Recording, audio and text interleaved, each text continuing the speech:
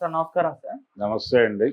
Sir ఈ year ద్వితీయార్థంలో star హీరోల సినిమాలు అరడజన్‌కు పైగా రిలీజ్‌కైతే సిద్ధంగా ఉన్నాయి సార్. సో వీటిలో ఏది 1000 కోట్ల మార్క్ రీచ్ అవుతుందని చెప్పేసి సోషల్ మీడియాలో నెటిజన్స్ అయితే అంటే చర్చించుకోవడం చూస్తున్నాం. వాళ్ళ అభిప్రాయాలనైతే వ్యక్తం చేస్తున్నారు. అంటే ఇక్కడ హరిహర వీరమలతో మొదలుపెట్టేసి రాజసాబ్ వరకు మధ్యలో కూలీ కావచ్చు, వార్ 2 కావచ్చు, అఖండ, ఓజీ, కాంతార 2 ఇలా చాలా సినిమాలే ఉన్నాయి సార్. మరి ఇప్పటివరకు అయితే ఈ ఇయర్‌లో ఒక్క సినిమా కూడా 1000 కోట్ల మార్క్ రీచ్ కాలేదు. మరి సినిమాల్లో ఏదన్నా రీచ్ అవుతుందా? మీరేం చెప్తారు సార్? అంటే వార్ 2 అనేది ఇటు నుంచి సౌత్ నుంచి పెడుతున్న సినిమా కాదు. నార్త్ నుంచి సౌత్‌ను కాంకర్ చేయడానికి వస్తున్న సినిమా అది. పైగా ఒక సౌత్ హీరో ఎన్టీఆర్‌ని ఆయుధంగా వాడుతూ సౌత్ మార్కెట్‌ని కాంకర్ చేయడానికి వస్తున్నారు. సో దానికి ఎక్కువ ఛాన్సెస్ ఉన్నాయి. ఓకే. 1000 కోట్లు క్లబ్‌లోకి వెళ్ళే అవకాశాలు ఆ సినిమాకి పుష్కలంగా కలవు. ఎందుకంటే సౌత్ నుంచి కావచ్చు, హిందీ బెల్ట్లో కావచ్చు, ఎన్టీఆర్ ప్రభావం 500 కోట్ల వరకు నడుపుతుంది. సినిమా మీద భారీ పాజిటివ్ టాక్ లేకపోయినప్పటికీ కొంత పాజిటివ్ టాక్ ఉండి హిందీ మార్కెట్లో పెర్ఫామ్ చేయగలిగిన కథ అయితే అది 700 వరకు పెడుతుంది. ఓకే. దీనికి హృతిక్ రోషన్ కలిశాడు. అలాగే బ్యానర్ వాల్యూ ఉంది. బిఆర్ చోప్రా ఫ్యాక్టరీ నుంచి వస్తుంది అది. ఇవన్నీ కలిసి ఆ బ్యాలెన్స్ అడ్జస్ట్ చేయడం పెద్ద కష్టమేం కాదు. కావున ఆ సినిమాకి ఆ కళ ఉంది. హరిహర వీరమల్లు అసలు ఆ ఏరియాలో ఉండే అవకాశమే లేదు. హరిహర వీరమల్లుని పక్కన పెట్టేస్తే ఓజీ అంటే ఆల్రెడీ సుజిత్కి ఒక ఎక్స్పీరియన్స్ ఉంది. ఓకే. ఆ ఎక్స్పీరియన్స్ ఏంటంటే గతంలో తను ప్రభాస్ హీరోగా బాహుబలి తర్వాత వచ్చినటువంటి సాహో సినిమా తన డైరెక్షన్లోనే వచ్చింది. అది యాక్చువల్గా అది లోకల్ మార్కెట్ కోసం అనుకున్న కథ. బాహుబలితో మారిన ప్రభాస్ ఇమేజ్ మార్కెట్ దృష్ట్యా దాన్ని పెంచారు. పెంచడంతో కొంచెం ఆ పెంచడం తాలూకా ఇబ్బంది పడ్డాడు కానీ ఎగ్జిక్యూషన్లో తను ఎక్కడా తడబడలేదు. దాంతో హిందీ మార్కెట్లో అది 100 కోట్లు కలెక్ట్ చేసింది ఆ రోజుల్లో. కనుక హరిహర వీరమల్లు కంటే కూడా బెటర్ పెర్ఫార్మెన్స్ చేసే అవకాశం ఓజీకి ఉంది. కానీ అది కూడా 1000 కోట్లకు వెళుతుంది అని నేను అనుకోవడం లేదు. కొంచెం అంటే ఎంత పెర్ఫార్మ్ చేసినా దేవర రేంజ్లో వెళుతుందేమో అనేది ఒక నిర్ణయం, అభిప్రాయం కాదు, నిర్ణయం. అంతకంటే వెళ్ళే అవకాశం లేదు దానికి. దానికంటే చాలా తక్కువ స్థాయిలోనే హరిహర వీరమల్లు అవుతుంది. దీనికి ఏ మేరకు పాజిటివ్ ఇది ఉంటుంది అనేది 23 రాత్రికే తేలిపోతుంది. ఆ తర్వాత అఖండాకి ఆయన లోకల్ మార్కెట్ వేవ్ ఉంది.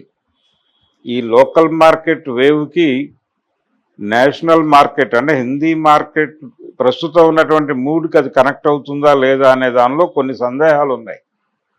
అందుకని అది కూడా 700 మ్యాక్సిమం అక్కడ పెర్ఫామ్ చేసిన 700 దాటి వెళ్ళే అవకాశం అయితే లేదు దానికి కూడా. సో ఆ ఉన్న ఇప్పటి వరకు కూలీ పరిస్థితి, కూలీ వాళ్ళు విపరీతమైనటువంటి ప్రమోషన్స్ అక్కడ చేస్తున్నారు హిందీ మార్కెట్లో. కాబట్టి కూలీకి కూడా అది సౌత్ మార్కెట్ని ఎలాగూ రజనీకాంత్ వీళ్ళ ద్వారా కొడుతుంది. అమీర్ ఖాన్ సహకారంతో హిందీ మార్కెట్ని కొల్లగొట్టాలనేది వాళ్ళ ప్రోగ్రాం. ఇది ప్రాపర్గా వాళ్ళు అనుకున్న వ్యూహం వర్కౌట్ అయితే, లోకేష్ అనుకున్నటువంటి వ్యూహం వర్కౌట్ అయితే దానికి కూడా అవకాశం ఉంది. సో ప్రధానమైన సినిమాలు ఇప్పుడు వార్ 2 తర్వాత ఈ కూలీ, ఈ 2 సినిమాలకి ఆ అవకాశం కనిపిస్తోంది. కూలీ కనీసం 1000 కాకపోయినా ఆ రేంజ్కి వెళ్తుంది. మిగిలినవన్నీ 700 కంటే కిందే ఉంటాయి తప్ప అంతకు మించి వెళ్ళే అవకాశం లేదు. హరిహర వీరమల్లు అక్కడ దాకా కూడా వెళ్ళదు. దాని మీద ఏ రకమైన అంచనాలు పెట్టుకోవాల్సినటువంటి అవసరం లేదు.